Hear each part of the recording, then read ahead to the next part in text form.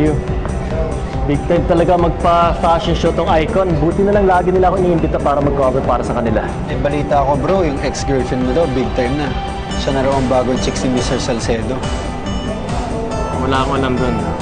Pare, ba't di mo tanongin? Yan siya. Oliver! Andrea, you look gorgeous. Anong ginawa mo? Ikaw naman, Oliver. Naging gorgeous lang yung may ginawa na. Hindi ba pwedeng gorgeous na ako noon pa lang? Yeah. Oo naman, I know. You've always been gorgeous. Kaya nga muntik kitang pakasalan, di ba?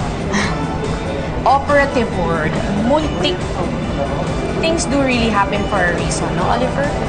Imagine ko natuloy yung kasal natin. Wala ako dito ngayon.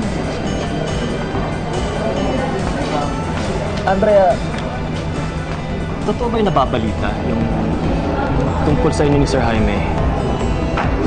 Ay, hindi ko alam ang sinasabi.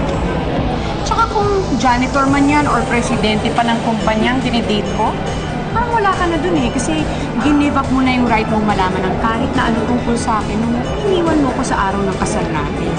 At pinahabol mo pa ako dun sa sasakyan mo. Di ba? Okay, fair enough.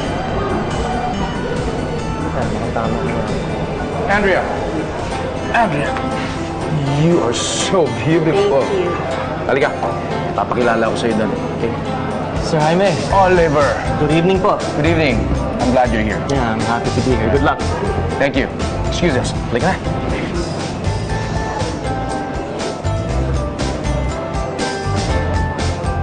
Ano bro? Sabi ko sa'yo, di ba? Oo nga eh. Tara, trabaho na lang tayo.